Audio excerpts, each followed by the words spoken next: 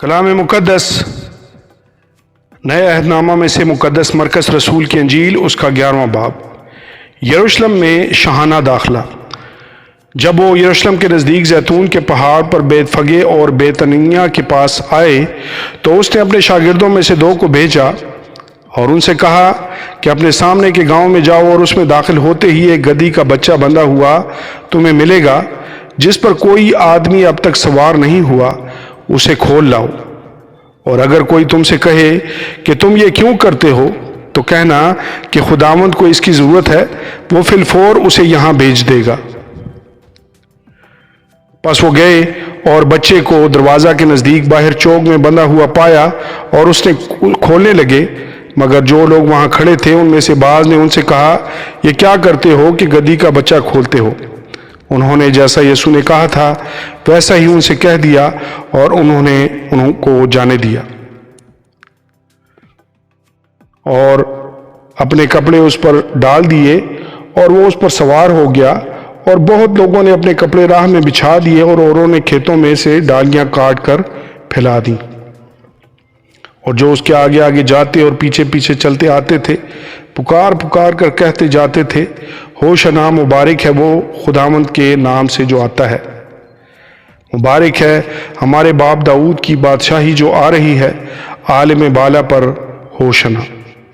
اور وہ یروشلم میں داخل ہو کر ہیکل میں آیا اور چاروں طرف سب چیزیں ملاحظہ کر کے ان 12 کے پاس بیت عنیہ کو گیا، کیونکہ شام ہو گئی تھی۔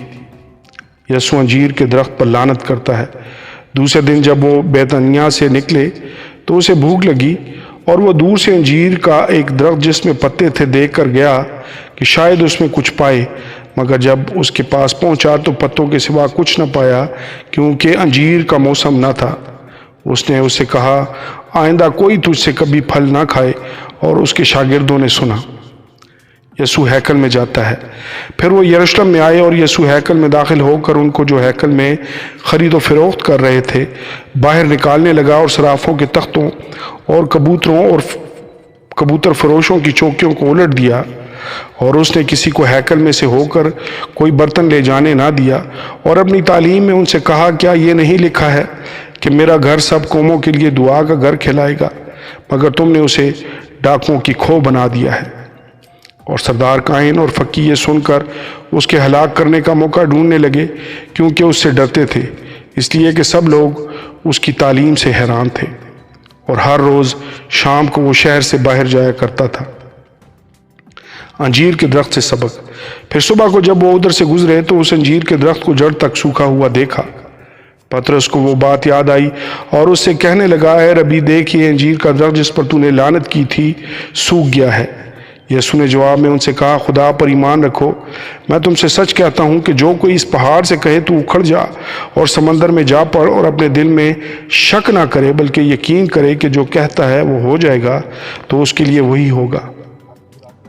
اس لیے میں تم سے کہتا ہوں کہ جو کچھ تم دعا میں مانگتے ہو، یقین کرو کہ تم کو مل گیا اور وہ تم کو مل جائے گا۔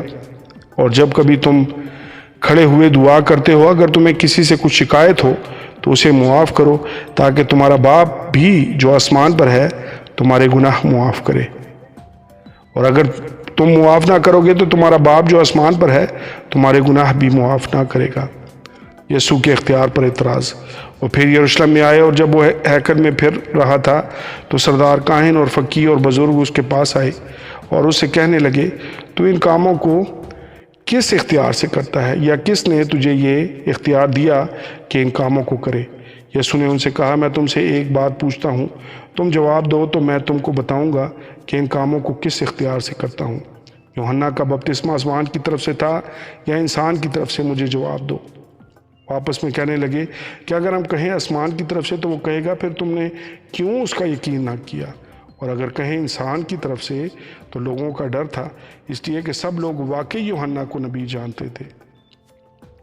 بس انہوں نے جواب میں یسوع سے کہا، ہم نہیں جانتے۔ یسوع نے ان سے کہا، میں بھی تم کو نہیں بتاتا کہ ان کاموں کو کس اختیار سے کرتا ہوں۔ آمین۔ اور